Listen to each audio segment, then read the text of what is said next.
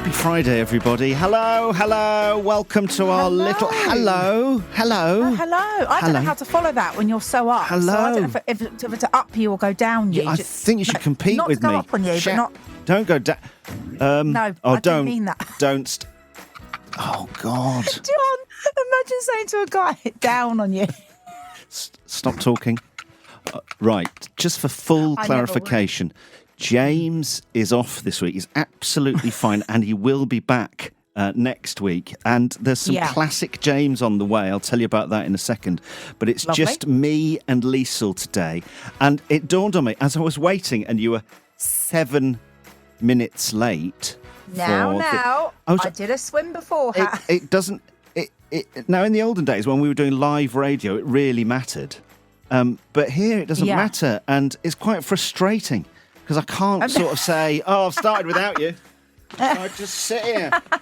We're live. Yeah. So you've won out of this whole situation, and you tried to. I'm sorry, I just had to do a swim. I texted you 15 minutes before our start time. I went, "You're still good," and you went, "Yeah."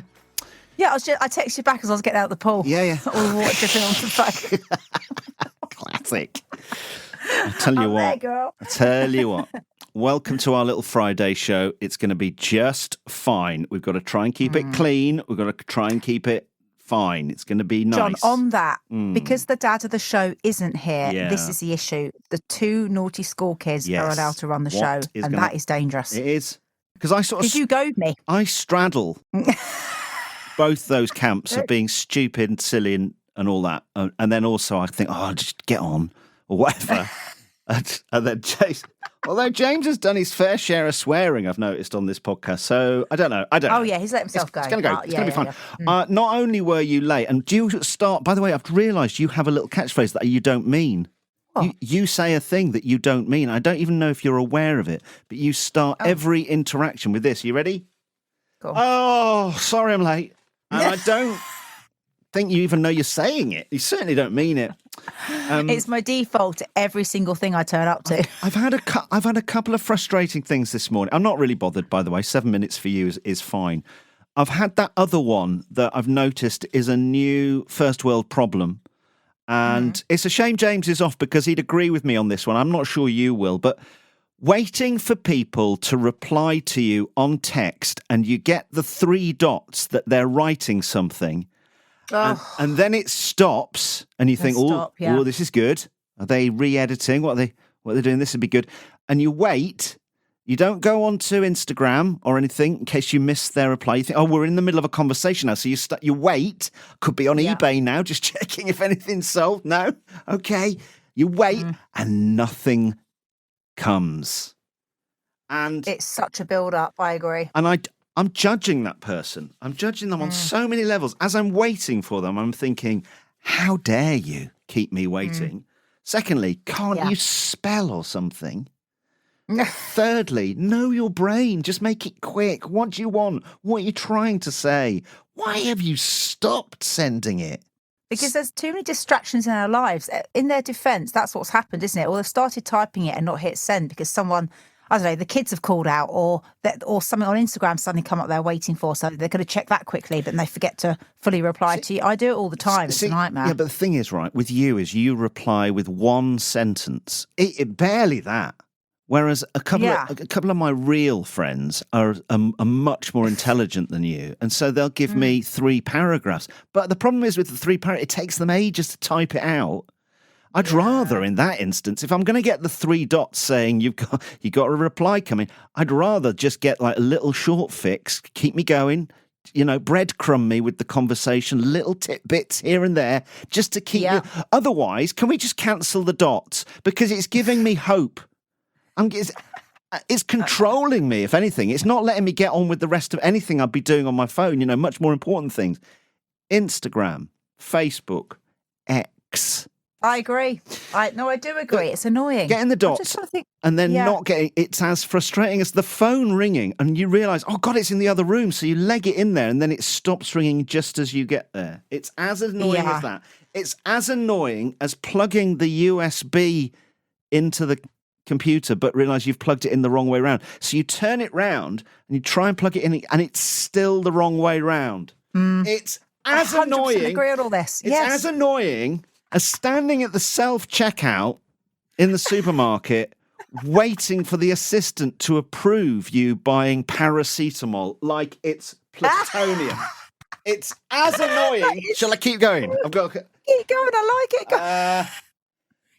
Come on. You go in the shower and you lather up, and then you turn and you realise there's not one single towel in the bathroom because they've used them all. Just picturing you lathered up now. Is it lathered up? Lathered up. Maybe you're right. Lather if you're from down south. Yeah, I was going to say, that's it. Yeah. It's as annoying as when your TV in the middle of a programme says, "Are you still watching?" How dare you? When that comes on, it feels like your parents walked in, doesn't it? And gone, sorry, are you still watching the telly? Yeah, it's totally that, isn't it? Sorry, we won't keep you. All the three dots are going on the podcast now. We won't keep you. We've got something in a minute. Hang on. I'm just thinking of something. Coming up, the real reason why everybody's here. Your weekly fix of the original Friday song.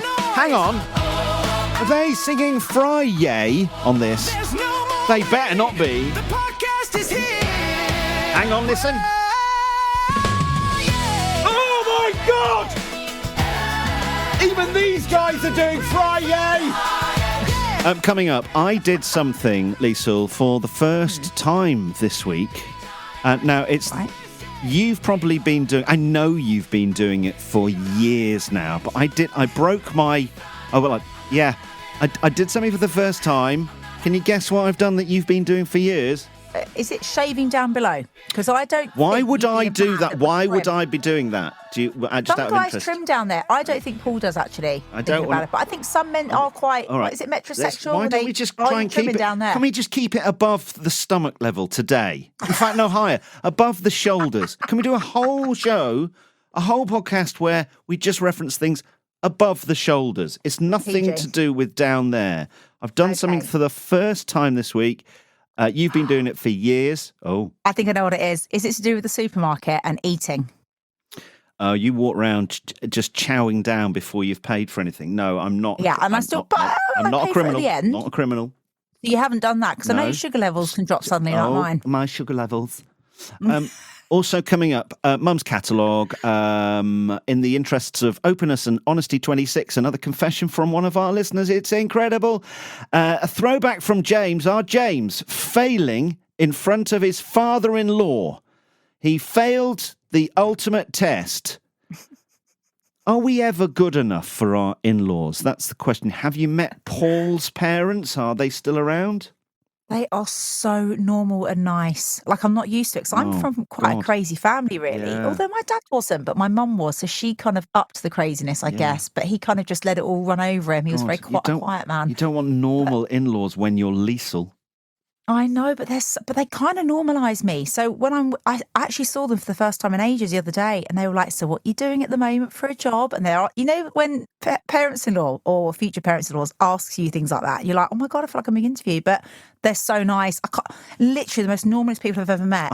Sweet and quiet. I think you should always treat them like they're interviewing you. I don't think you should let your guard down, Liesl. I think you should be on your best behaviour with the in-laws forever. No, I agree. You can never relax. No, absolutely. No. I did like one in-law. She was called Peggy, but her son dumped me because he said that I wasn't wife material. Do you remember? Okay, Peggy. Yeah. She does sound like one of your friends. And she still sends me Christmas cards now. And she always says to me how much she misses me and how she wishes Simon had picked me. And an ex-boyfriend's mum still sends you Christmas cards? She does. That's it's very weird. Sweet. And then she moved house the other week, and she's so old school. They're quite posh. She sent me the new address of her house, and then I was thinking, did she think I'm going to send her? I ain't got time for that, John. Oh, but I love hearing from her. She's very likes nice. you. You should send her a card. It's weird, but no, you should send her a card. I send her messages on Facebook, though. We chat on Facebook. She's really nice. And so, like I said, she misses me. James failing in front of his own father-in-law. What's the story? It's on the way. First. From the year 2000 is Mum's catalog game. Problem with this little game that we do every week on this podcast is that you're going to laugh now, Liesl, but James has taken the catalogue home with him So I don't have Mum's catalogue. So I did have a row with him about that over the text. I'll read the text out if you want, but he sent me a voice note. This is classic James. A voice note of he's read out an item at random and me and you are going to play against each other. Do you want to see the thing he's chosen? Yeah. Here he is. This is James's voice note. This is the Barbie Dreamhouse playset. It's 3 floors of fun, I'm reading this, with furniture and accessories included. Yeah. Barbie, Ken and friends sold separately. Hours of imaginative play guaranteed. Wow. I don't know how that would work, but that's what they're saying. So it's the Barbie Dreamhouse playset. Everything you can imagine. 3 floors of fun, furniture and accessories. Yeah. No friends of Barbie or Ken or Barbie or Ken included. Classic James. But how much my gosh. was the Barbie Dreamhouse playset? Was it a thing in 2000? I thought it was a much more recent thing. No, so there's different versions of this. So there would have been one in 2000. I got to university, but I remember this coming out and being so sad that it wasn't young enough to play with Barbies anymore. Can I tell you something? I was playing with Barbies. Guess how old when I actually finally stopped playing with them? I think you'll be really surprised. 42. How long do you think I was? 14.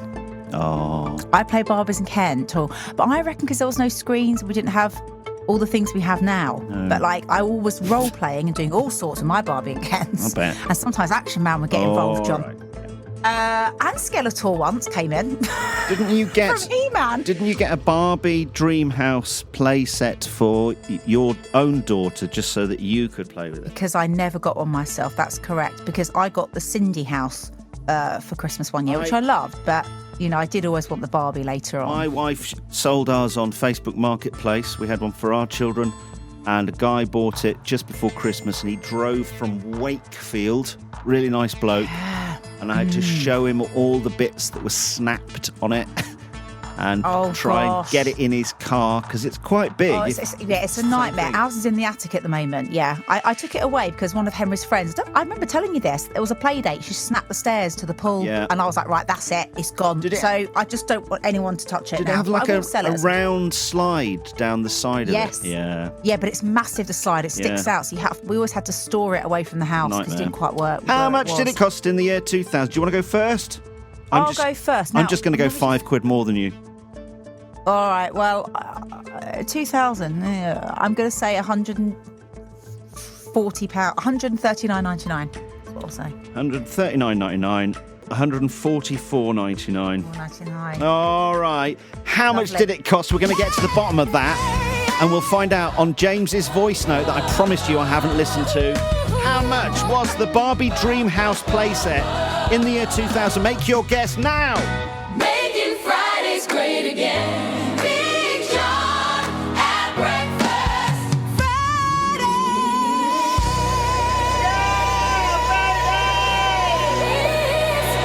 At the start of season 2, Liesl confessed something that she'd done back in November, and she'd not told us because she had anxiety about it and PTSD. And then finally, just a couple of weeks ago, it's worth listening back to, Liesl told us of the time she tried out stand-up comedy.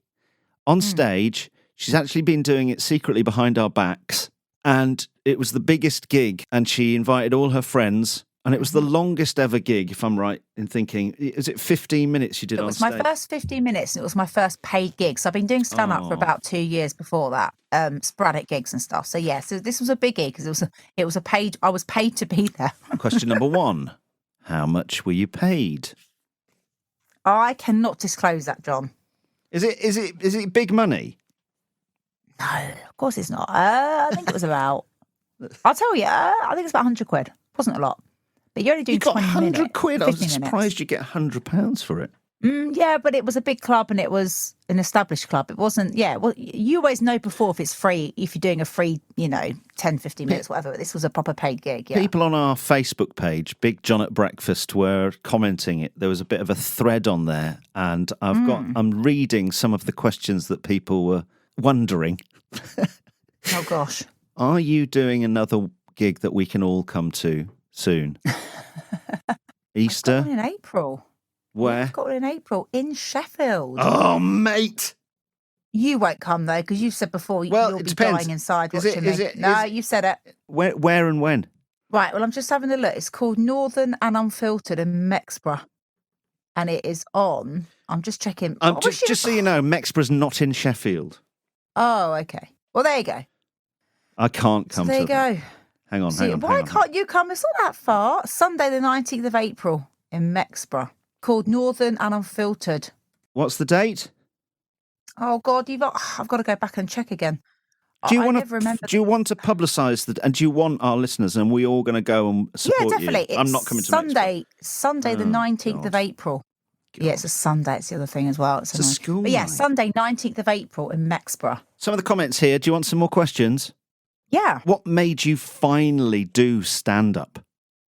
So you say you've been doing it on and off little bits here and there for 2 years. I'll tell you what it was. I was doing a show at the BBC on my own on a Saturday. I was moonlighting, do you remember? a radio for 4 years show. on a Saturday. Yes. Yeah, BBC Nottingham. And my boss kept saying to me, I love what you do, but your stories sound like stand-up and I feel like it's leading to a punchline. And then every 2 or 3 sentences you write is a joke and I feel like I'm just listening to stand-up. He Yeah. said, I like it, but I think you should go and do stand-up. What, and stop doing radio? Well, the job was coming to an end anyway, but he said to me, I really think your calling is stand-up. And also, not only that, years before that, I'd absorbed so much comedy. I'd been to all the comedy festivals with my ex-husband, used to be a comedian, and, I'd hung out and absorbed James Acaster socially and on stage. I was around comedy clubs for years, and I think I accidentally learnt how to write jokes. Well, couple of things. Well, in a way, yeah. The difference is that they're funny and also they're Yeah. men. So, Yeah. a couple of leaps there, my love. Well, no, there was lots of really funny women. No, there was loads of funny women I absorbed as well. But like I said, when you're in that environment, you do accidentally start women aren't learning funny. how to do stuff. I'm just trying to do that line. I'm just trying to go right, down I that sit with line. you, yes. I'm trying to upset you, and you're just going to take it. And then if you take it on the chin and leave it hanging, people will go I should have mad left in the you to it. comments.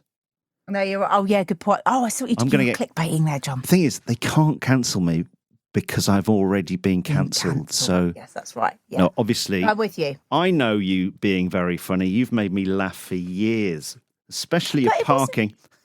Yeah, but it wasn't just that. It was when I was doing those hosting gigs. I was just doing jokes, just naturally, really. Yeah. And then someone said, "Why don't you just do stand? Why don't you just go and try it?" And I thought, "Oh, that's a good point." So yeah, even my boss used to tell me off because I don't want everything to lead to a joke. But my brain does naturally do it, even in really heightened bad situations. My brain starts doing jokes.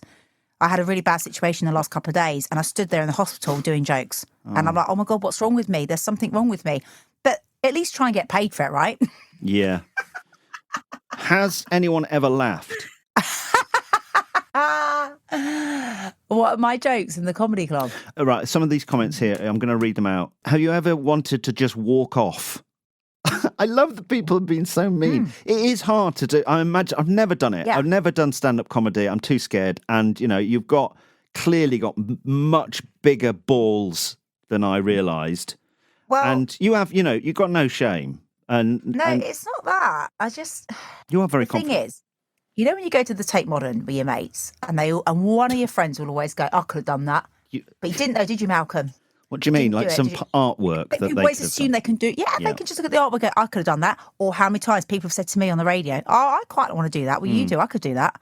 Yeah, okay. Well, we'll come and try it. I'm not saying you shouldn't, but it's a little bit more difficult than you think. Well, and it's the same with comedy. How many people do you think go, "I could probably do that"? And Radio's so much more easier than stand-up comedy live on stage. I don't know. I mean, radio's live and it's a different skill set, and radio's really hard. And it's really hard to do what you do, John. You're brilliant. Now, you're going to blush when I say this, but you're a fabulous presenter. And I always say fabulous. that because Fabulous. I have asked A-list comedians to do things with me on air and asked them to lead something. And when I say lead something, I'm like, so you're going to presenter it up here. So what I want you to do is lead it in and go, "I've got a story for you, Liesl." And they cannot do it. 3 of them I used. They fluffed their lines. They panicked. Just practice. They couldn't do that hosting bit. It is practice. it What is. I'm saying is, it's not as easy as you think. Radio So- is sitting in a room mostly on your own or surrounding yourself with friends and having a laugh. On stage, you've got the audience in front of you booing, throwing things at you, I think at one point, and setting fire to curtains.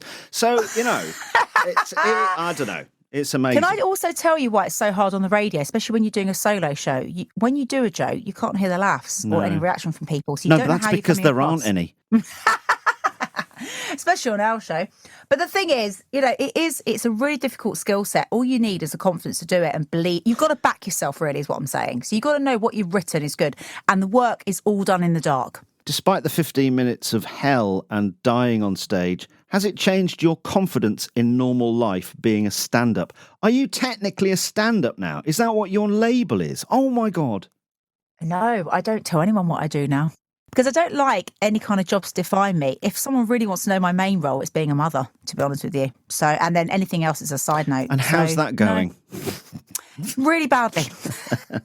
Is the end game getting on the TV show Live at the Apollo? No, they've got enough female comedians. What would success look like, says Andrea? Oh my gosh, this is incredible. I love these questions. It's a hard one. The reason I'm doing the stand-up is it keeps me writing, and writing keeps my brain alive and healthy. And the reason I love doing this with John and James is because it's all creative, fun storytelling. Essentially, I just love to tell stories, and that's it. And that all feeds into the comedy as well, because that's what you just do it. You're just doing it in a different format, aren't you? So I'm either doing it here, I'm either doing it on stage. It feeds into when I get some paid work for hosting duties and things like that. That really helps with confidence. But ultimately, I want to be a writer, and that's what all this stuff helps with, is writing. So it all feeds into each other. There is another job you've got, but should we keep that back and tell everyone this amazing new job that Liesl's got in a few weeks? Oh gosh, yeah, I You've forgot forgotten your about new that. job. You've forgotten your new job already. Oh my God. Forgot about that. Oh my gosh. Okay, yeah. so Sunday the 19th of April. I mean, all you've talked about is failing and dying on stage, bombing and being heckled at. So good luck with that gig. Sunday the 19th of April in Mexborough somewhere. We'll talk about it nearer the time.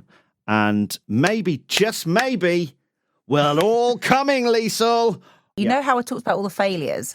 I think you feel failure more than you do wins, because when the wins happen, they're never as great as you thought they'd be. No, what's the because point, after though? that, you're like, what's the next? What's the point? Well, I know. If winning's... Because we've won a few things together and separately, Yeah. and it's a huge anticlimax, isn't it? So what's Yeah, the point? I know. Why even try?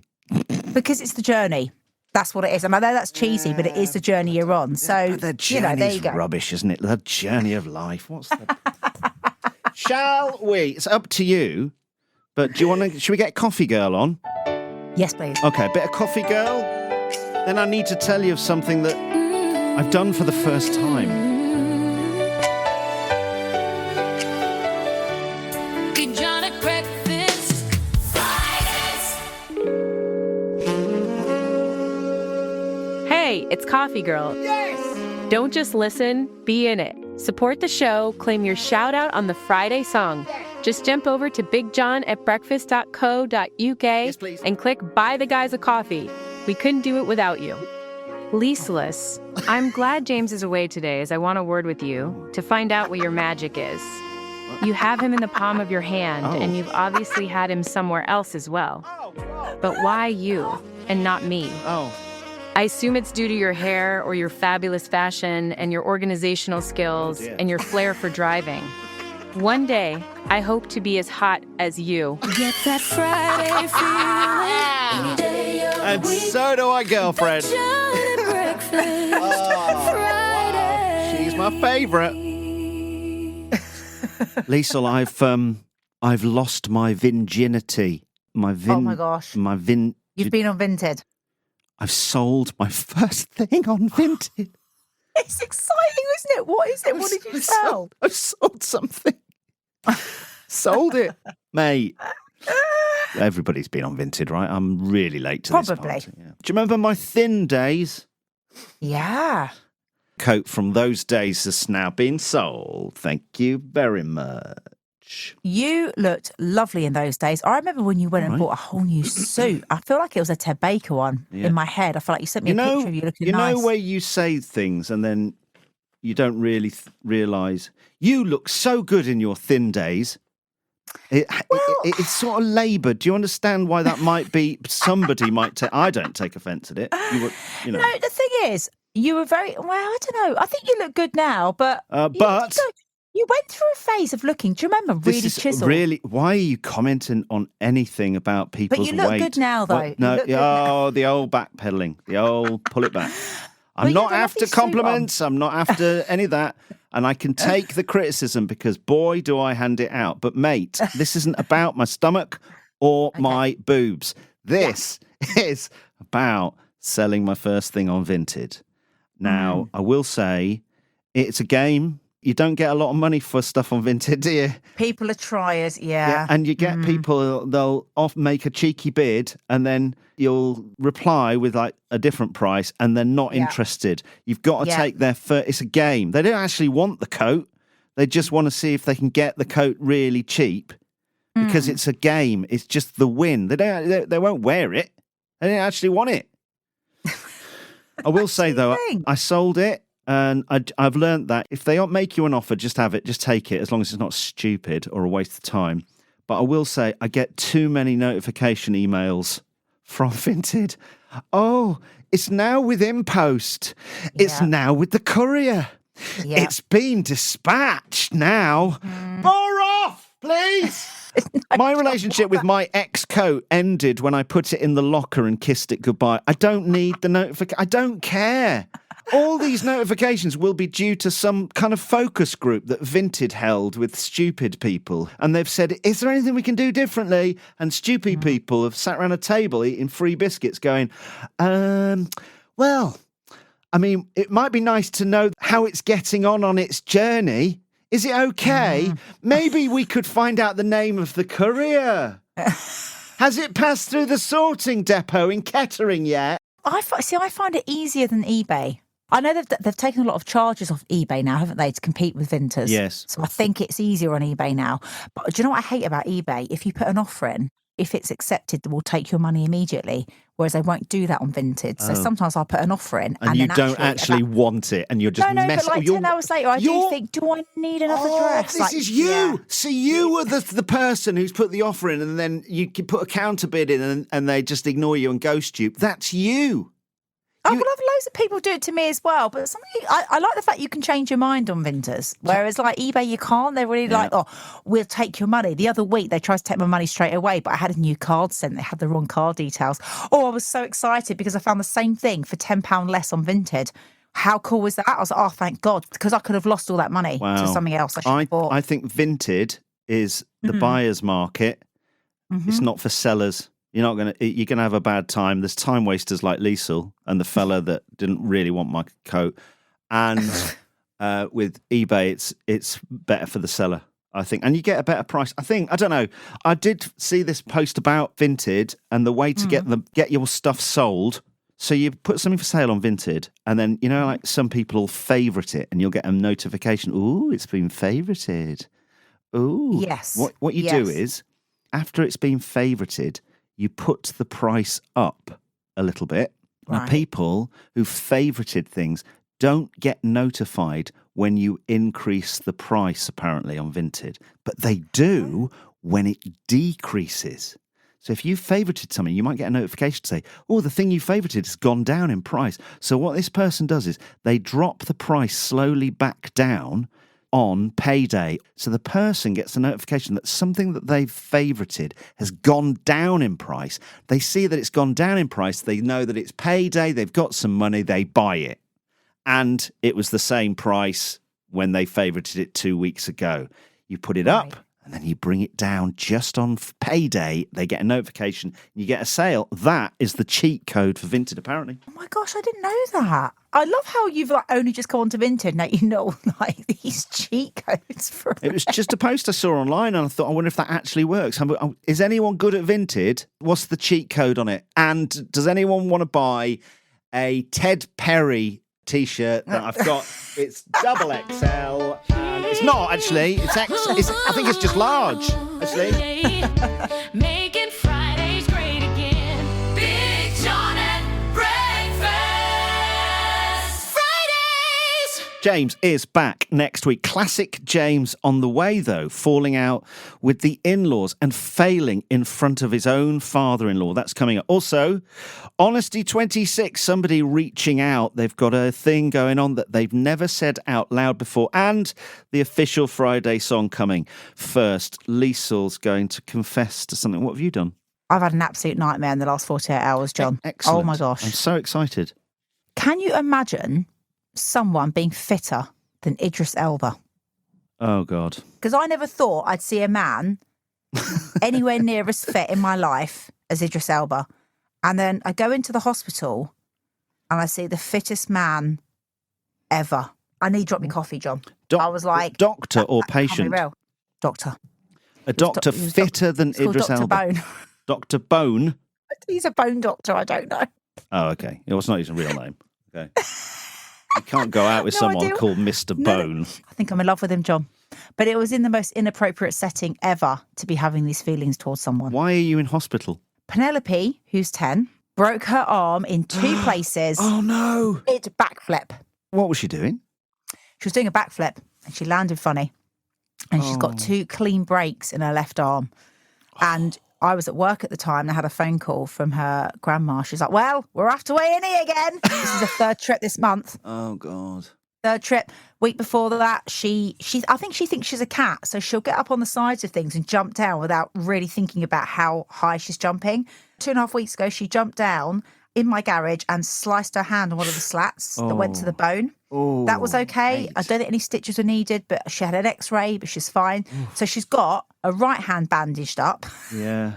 and she's got a breakage. And then we were in A&E 3 weeks before that because her earring, because she had her ears pierced at Christmas, which I was furious about, John, but she peer pressured me into it with all her friends.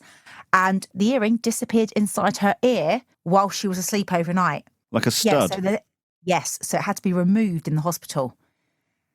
And then she put the earring back in without telling me, and it went back inside the ear again. In the space of 5 days, we're in A&E twice. This is all in January, by the way, so we're February now. So Where does she get this from? Do you know what? I don't actually know, because I never went to a hospital, No. ever. I walked out of my cabin bed when I was 8 years old, sliced my jaw open, smashed it open, blood coming out my eyes, everywhere. Blood coming I out went of to the your doctor's and had a few- eyes. I smashed my face in. And then I went to the doctors and had a few stitches in the middle of the night. Dr. Thompson sorted me out. That was it. Didn't go to hospital. Just came back, did my violin practice the next morning, done. I never went to hospital as a kid. So for me, this is like Hang bizarre. on. In the middle of the night, went and saw a doctor, though? Yeah, we had a family village doctor, Dr. Thompson. He was very, Mum had his personal number and we're like, oh, she's fallen out of bed. And when I actually had smashed my face in, I was crying. I ran into my mum's room to tell her. And this is what happened back in the 90s. When you were being hysterical, your parents would slap you to get you into... Oh, my God. So she would slap me and go, what's wrong with you? So she slapped me and then realised I was bleeding. I did that with you once. Do you remember that? And HR and the radio station closed down because of that. But John, honestly, Sorry, right? you're bleeding out of your eyes and your mum slaps you across the face. Yeah, because it was dark. So she started... I ran into the room screaming. Dad was always the chill, calm one. Like, it could all be... like bombs could be dropping. He didn't care. He was calm as. I walked in. He was just waking up. I was screaming, but I couldn't tell them because I was so upset because I couldn't stop crying because I had such a shock. And then Mum started screaming on top of me because she didn't know what I was screaming about. So to stop me screaming, she slapped me. Where do you get it from?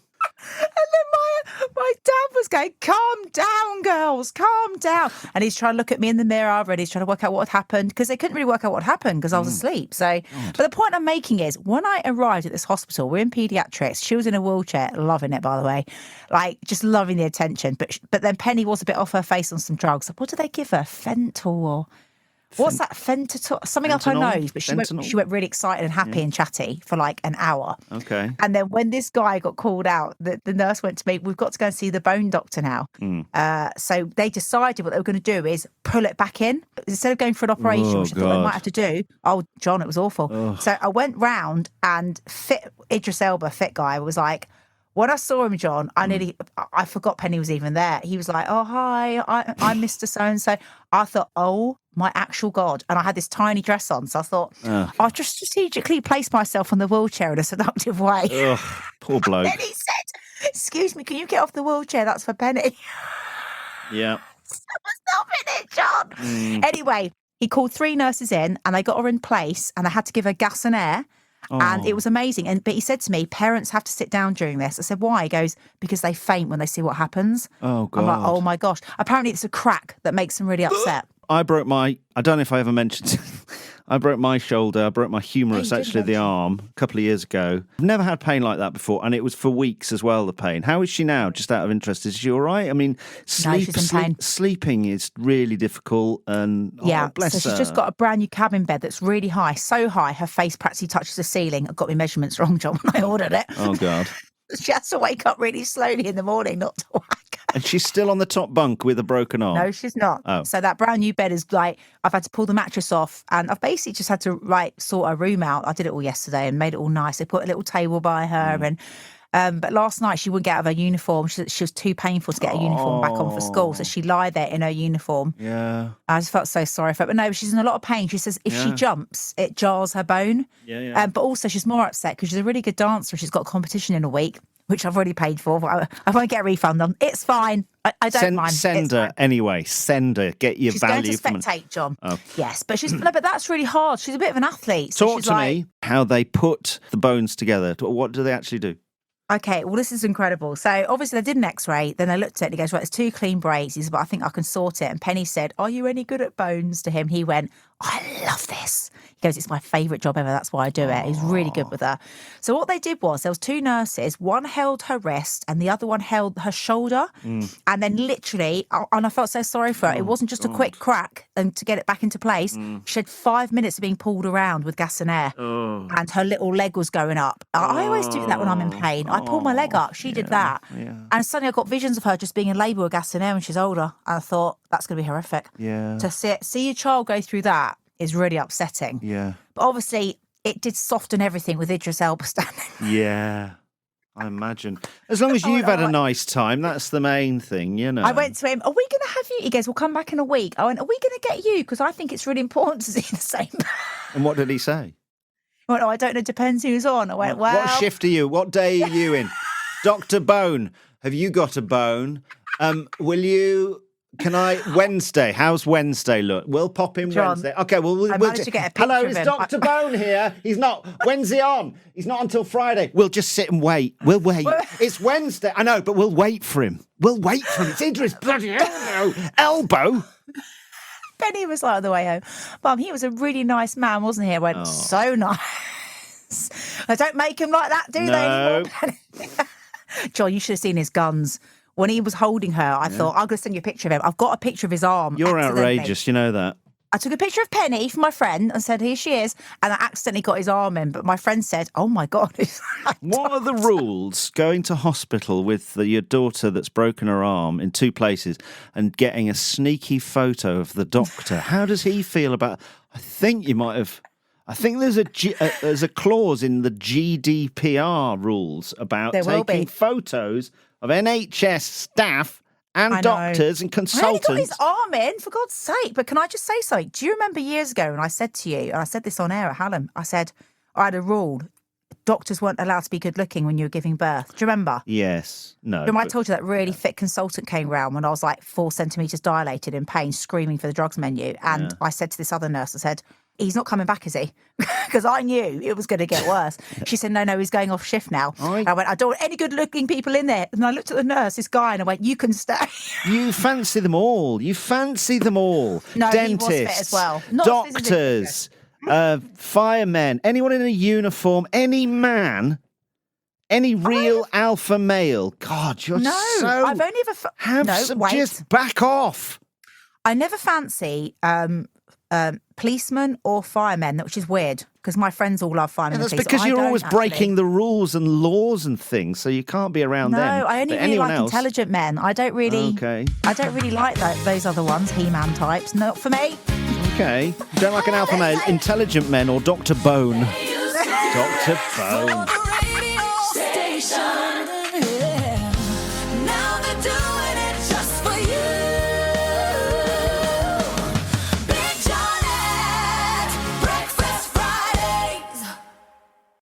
Hi, I'm Jules from Miss Jules Melts and Crafts, your go-to for hand-poured, vegan-friendly wax melts, enabling you to turn any room into your happy place. Imagine welcoming your guests to a gentle ocean breeze fragrance, or finishing the day wrapped in a cozy glow and scent of cashmere and cocoa butter. We make everything with love, so whether you're wanting to wind down after work or hosting a chilled-out get-together, let us bring you the warm, relaxing ambience you deserve. Enter the promo code Miss Jules at the checkout for a 10% discount on our website, missjulesmelts.com, Lawton Road, Dinnington. Breathe in, melt out. Are your accounts giving you stress instead of clarity? Wild Accounting in Rotherham does real accounting for real folk. No suits, no jargon, just honest help to keep more of your hard-earned money. Whether you're a small business, freelancer, or just need simple support with tax, bookkeeping, or payroll, Wild Accounting makes sense of the numbers so you can focus on what you do best. Head to wildaccounting.co.uk and let's get you sorted. For a reliable local milk delivery for your business, Posh Milk supplies fresh, high-quality, barista-approved milk direct from Yorkshire farmers. Trusted by offices, coffee shops and restaurants across South Yorkshire. An established family business, they deliver straight to your workplace with flexible options and friendly, dependable service. Have a look at poshmilk.co.uk. Premium local milk, delivered fresh for the start of your working day. Get that Friday feeling any day of the week. Big John and breakfast. I practice arguments that never happen in my head. This is somebody who's messaged. I love this one because I totally agree with this one. Do you want to hear this one, Liesl? A message that people have emailed, honesty@bigjohnatbreakfast.co.uk. It says, I practice arguments that never happen. In my head, I absolutely destroy people. Calm, articulate, devastating. In real life, if confrontation happens, I forget basic words and end up saying something like, yeah, well, fine. Then I replay the whole conversation for the next 10 years. It goes on, am I normal? P.S. I'm not having an affair. I think it's quite normal. I think people relive arguments or confrontations in their head afterwards. In all situations, if you've had any kind of conflict or any sort of confrontation, then you're going to redo it. And do you do that, Liesl, after some sort of confrontation? Will you be driving? No, 100%. No, I do. I do re-rehearse what I would have said next time or what I should have said. But do you remember when I waited to say something to someone for 10 years? We were at that awards do. We won't name him. He's in the radio industry. And I've been waiting to have a go at him for 10 years. And he appeared by my side saying hello. Do you remember you and James were there? That rings a bell. I let rip. And do you remember he went home early? Wow. I mean, revenge really is a dish best served cold. This was incredible. But then do you remember the next day my boss had to have a word with me and I caused a massive issue? Because they were like, oh, what was wrong with you and him? I was like, no, I've just been waiting to say that for like 10 years. And I've been rehearsing that for, I don't know, 10 years. So there is, and I did it. There is value in rehearsing after the event. I think it's unusual to still be angry 10 years later, but this was a particularly sensitive subject. And I really thought, no, I'm going to... When I realised who it was, when they introduced me to him, my boss went, oh, this is so-and-so. And I went, yeah, I know who you are. And I just stared at him. But I'd had a drink. Do you remember? I'd had 3 Prosecco's. There you go. Breastfeeding. So And it was the confidence of the alcohol that made you know. And do you think... I mean, can you actually remember the words you used? Was it brilliantly delivered, or is it possible that it was a really slurry was. mess? I can't say it on here because I've been told never to say it again because it was really mean. Okay. I can't. So you got revenge, but this is specifically about. It's just after the event where you've had conflict or an argument or something, and you've not won, and you've replayed it and redone it all in your head. It's funny how you always win the argument in your head, isn't it? Afterwards, funny that. It's funny that. It is funny, yeah. Is there any value in doing the rehearsal though? Because does it make you a better arguer on the next occasion with the next person? I think it makes your wit a bit sharper when you rehearse. How can it not help? I think it would. I think it's not great to dwell on that thing, and you've got to sort of move away. Otherwise, you sort of carry on the adrenaline spike that you're getting out of the confrontation, even well after the event. I think it's natural. When they ask, am I normal? I think it's entirely normal. I don't think it's... If you're the sort of person who never thought about it again, then you'd be psycho. But I think... Yeah, that's true. If you want to win an argument the next time, and my advice is always this, don't argue with a woman. No, my is slow down. Don't raise your voice. Yeah. Stick to just one point that you're pretty sure you can win. Don't get bogged down on lots of other detail. Make your point. Slam a lot of doors. Throw a chair. Smash a window. And then run out of and jump off the balcony. And you will definitely win the argument. I honestly think it is worth rehearsing because you never know when you're going to need that again. I'd rehearsed that argument between 10 years. And when I finally found him, he was given to me on a plate. I thought, I did a good number there. And I don't regret it, guys. I really don't. And do hold a grudge. And It's good for you. Sometimes that grudge will pay off 10 years later.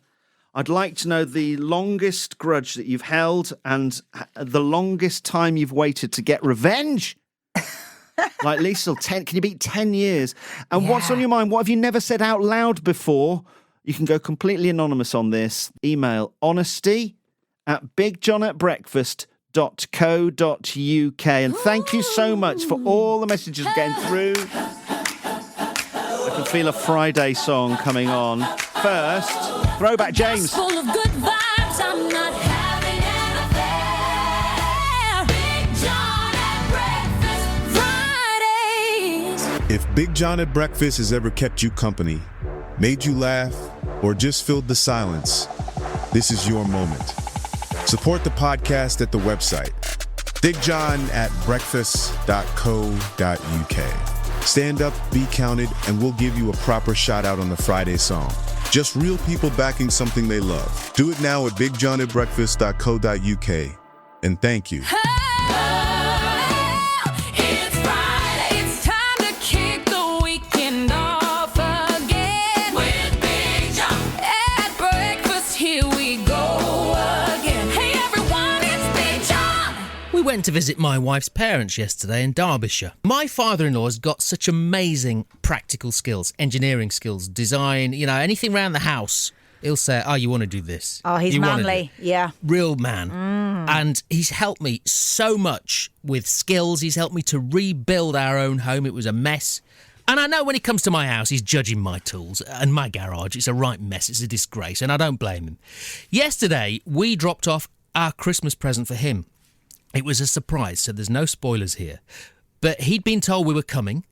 And my mother-in-law just said to him, just open the garage for them. Don't look. They're putting something in there, right? Is it not wrapped? It's wrapped. It was extremely heavy and extremely large. Now, Right. 2 hands need a job, this one. And I'm shuffling down the drive thinking, I've picked this up wrong.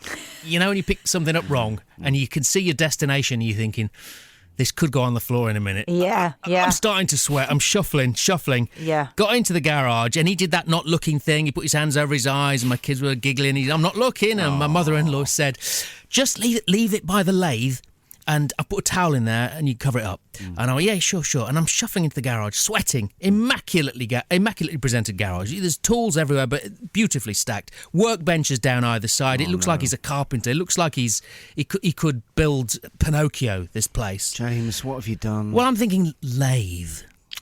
And this box is so heavy. And so I stop and I look round and she's looking and she goes, just next to the lathe. And I'm like, yep, no problem. Which one's the lathe? Lathe. Which one's the lathe? Hang on a minute. This is the Steel City. You used to sell steel. You I know what a didn't lathe work looks on a like? lathe. There was a bench drill. I could see a bench drill like you had at school, with a handle on it. There's a sanding machine. It's got a revolving belt. Just put it by the lathe, James.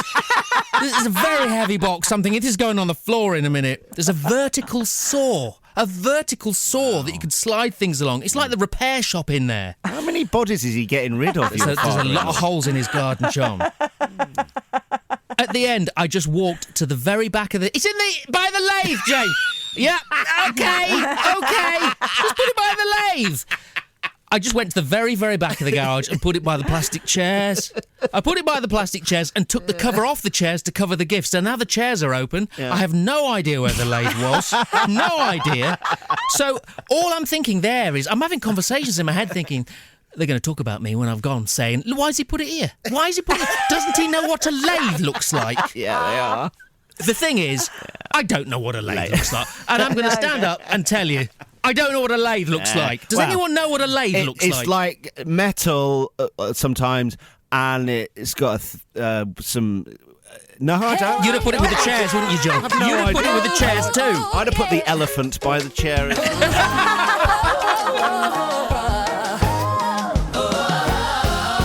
No one thought they'd make it this far, but in 26, here they still are.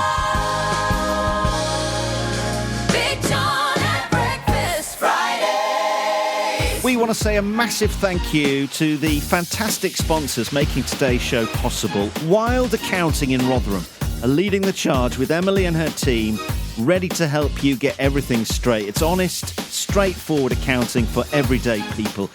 Thank you, Emily. Also supporting the show, Posh Milk in Sheffield, supplying premium, locally produced milk to cafes and bakeries and businesses throughout our region. And a massive shout to Miss Jules Melt, specialists in bold, beautiful wax melts and home fragrance gifts that really last. Pop into their gorgeous shop in Lawton Road in Dinnington, especially with Mother's Day coming up, or shop online. Enjoy 10% off right now with the code MissJules at missjulesmelts.com. And if you'd like to back the podcast and hear your business right here, email now, hello@bigjohnatbreakfast.co.uk. From the year 2000 is Mom's catalog game. Let's get to the bottom of this and find out who's won today. This is the Barbie Dreamhouse playset. It's 3 floors of fun, I'm reading this, with furniture and accessories included. Yeah. Barbie, Ken and friends sold separately. Hours of imaginative play guaranteed. I don't know how that would work, but that's what they're saying. So it's the Barbie Dreamhouse playset. Everything you can imagine. 3 floors of fun, furniture and accessories. No friends of Barbie or Ken or Barbie or Ken included. Okay, so how much do you think the Barbie Dream Set house playset thing cost 26 years ago? Liesl said $139.99. I said $144.99. I played tactics. I don't know the answer. The reveal. Who was the closest? The Barbie Dreamhouse playset in the year 2000 cost £79.99. Liesl got it. Liesl was the closest. It's a lot cheaper than we thought. That's not amazing, isn't it? Right, let's do a Friday song. Making Fridays great again. Big John at Breakfast Fridays. Thank you very much, Emily, at wildaccounting.co.uk. Thank you, Jules. Miss Jules, missjulesmelts.com at Lawton Road in Dinnington. And Paul and all the team at Posh Milk, thank you for sponsoring our show. And thank you to everybody for buying us coffees as well on the website. It's incredible. Steph H. Hello, Steph H. Suzanne Marples. Nikki H. Vinny, Mark Coates. Julie and Andrew at Tufts Carpet. Raunchy Rob Wiseman, thank you for buying us a coffee. Hello, Portia, Claire, Holly, Paula, Acromum, Bev and Lisa. It's Friday. The waiting's over because the weekend is here. It's Friday. I can almost taste that ice cold beer. It's Friday. The weekend's over and there's no more work to do. It's Friday. AM sexy. There's 2 whole days for you. It's time to kick the weekend off again. With Big John at Breakfast. Here we go again. Hey everyone, it's Big John. Thank you so much for listening. Thank you for being there this week. James will be back next Friday. We are here every Friday. Tell your friends, spread the word, put it on your socials. Big John at Breakfast Fridays is back with Liesl and James. When he's back next week, you can support the podcast and you can have a shout. Why don't we get a shout for you on the Friday song? And at the same time, you can put your hand in the air and say you are supporting our show at the website, bigjohnatbreakfast.co.uk. You can also sign up to the free VIP mailing list there. Check your junk, check your spam folder, see if our email has gone there. It's at bigjohnatbreakfast.co.uk. Thank you very much, Liesl Swords. Oh, thank you, Big I John. hope Penny's arm gets better. And everybody have a brilliant weekend and thank you for listening. Our new home is in your phone.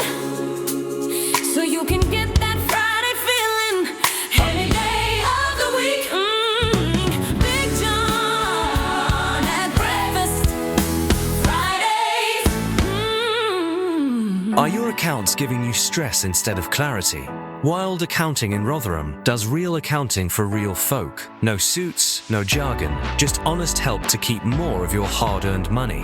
Whether you're a small business, freelancer, or just need simple support with tax, bookkeeping, or payroll, Wild Accounting makes sense of the numbers so you can focus on what you do best. Head to wildaccounting.co.uk and let's get you sorted. For a reliable local milk delivery for your business, Posh Milk supplies fresh, high-quality, barista-approved milk direct from Yorkshire farmers.